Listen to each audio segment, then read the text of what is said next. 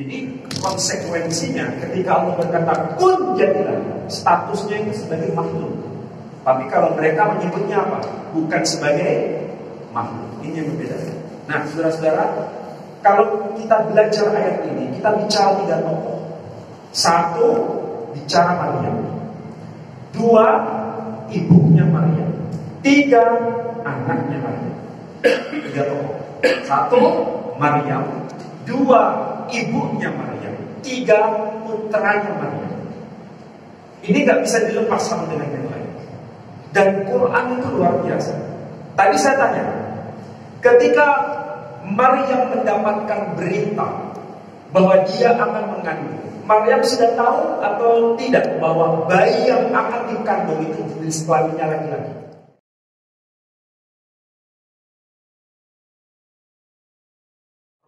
Ya, Allah. Kalau mereka mendengarkan, kalau ilah Allah, tapi kalau Rabb Yesus, itu bedanya.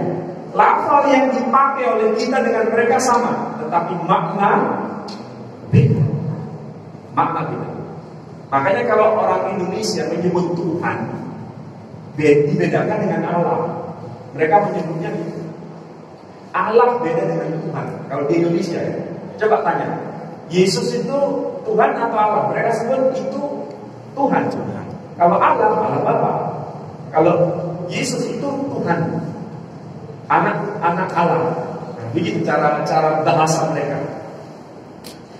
Kemudian ayat ini berlanjut, idza qada amran fa innama yaqulu lahu kun fayakun. Jika Allah berkehendak sesuatu, dia cukup hanya berkata kun, jadilah, maka jadilah dia. Jadi kalimat kun mufrad ini fi'il amr. Kun jadilah, inilah yang disebut sebagai al-kalimah. Jadi konsekuensinya ketika Allah berkata kun jadilah, statusnya itu sebagai makhluk. Tapi kalau mereka menyebutnya apa? Bukan sebagai makhluk. Ini yang berbeda. Nah, saudara-saudara, kalau kita belajar ayat ini, kita bicara 3 tokoh. 1, bicara Maryam.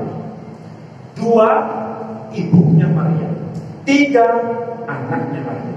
3 tokoh. 1, Maryam. 2, ibunya Maryam. 3, putranya Maryam. Ini gak bisa dilepas sama dengan yang lain. Dan Quran itu luar biasa.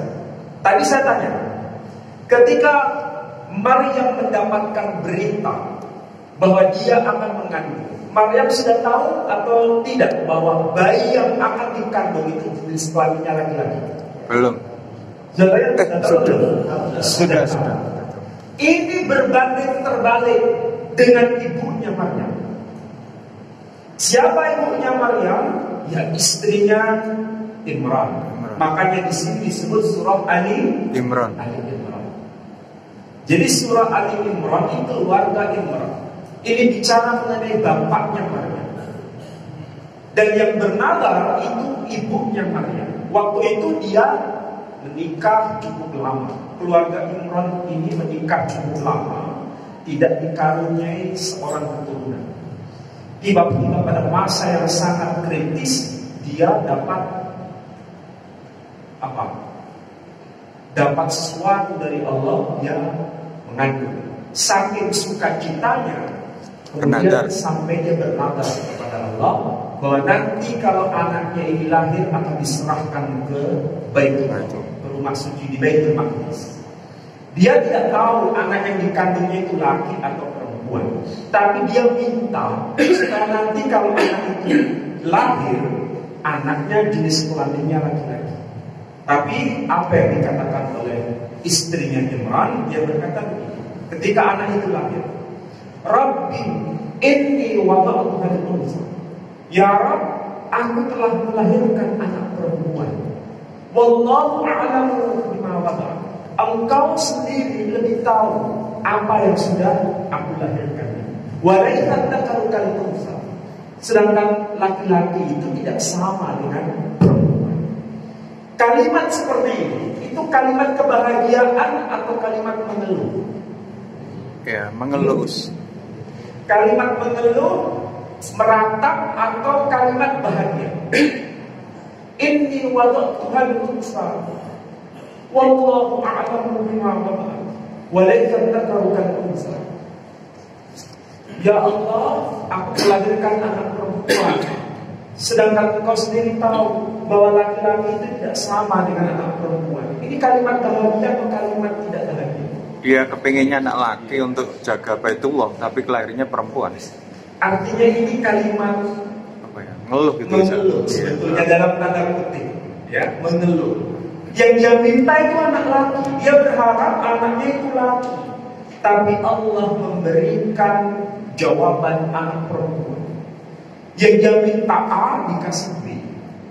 Makanya ketika antara permohonan dengan jawaban itu tidak connect, tidak nyambung, dia kemudian buat ini sampai itu lawannya.